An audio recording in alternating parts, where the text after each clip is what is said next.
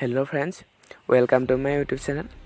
বন্ধু বান্ধৱীসকল, আজি আমি এই ভিডিঅ'টোত আলোচনা কৰিম হাউ টু প্ৰেক্টিছ মেথমেটিক্স, অৰ্থাৎ আমি অংক কেনেদৰে প্ৰেক্টিছ কৰিব লাগে।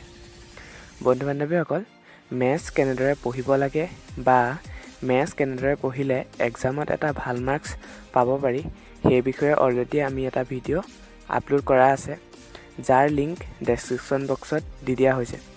সেই ভিডিঅ'টো আপোনালোকে গৈ এবাৰ চাই ল'ব পাৰে।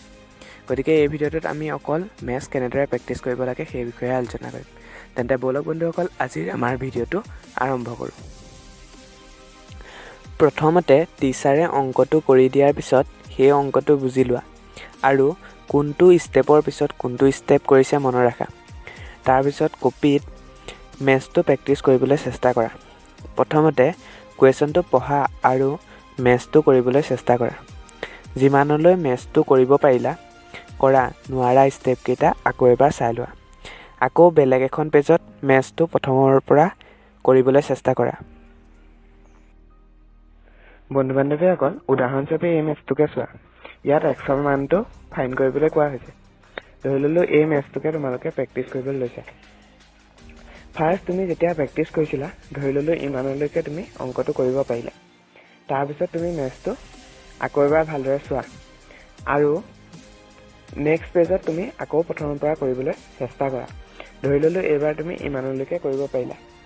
তাৰপিছত আকৌ তুমি পিছৰ ডোখৰ চোৱা আৰু নেক্সট পেজত ফাৰ্ষ্টৰ পৰা আকৌ কৰিবলৈ চোৱা।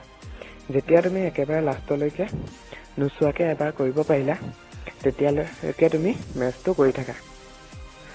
তেনেদৰে মেথছ কৰি যেতিয়া মেথছটো সম্পূৰ্ণকৈ তুমি কৰিব পাৰিলা, তেতিয়া বহীখন বন্ধ কৰি মনতে এবাৰ ভাবা মেথছটোত কি কি ষ্টেপ কেনেদৰে কৰিব লাগে, কি কি ফৰ্মুলা ইউজ হ'ল। তাৰপিছত আকৌ এবাৰ মেথছটো নোচোৱাকৈ কৰা। তাৰপিছত নেক্সট কুৱেশ্যনলৈ যোৱা। প্ৰথমতে তুমি 2-3 দিনৰ মূৰে মূৰে প্ৰেক্টিছ কৰি থাকা। পিছত 1 উইক বা 10 ডেজৰ পিছত এবাৰ প্ৰেক্টিছ কৰি থাকিবা। এনেদৰে মেথছ প্ৰেক্টিছ কৰিলে তুমি অংক কৰিও ভাল পোৱা হ'বা আৰু এক্সামতো কোনো প্ৰব্লেম নোহোৱাকৈ অংক কৰিব পাৰিবা। গতিকে যদিহে ভিডিঅ'টো চাই ভাল লাগে, তেন্তে ভিডিঅ'টো এটা লাইক কৰিব, লগতে চেনেলটো ছাবস্ক্ৰাইব কৰি অল ন'টিফিকেশ্যন অন কৰি দিব।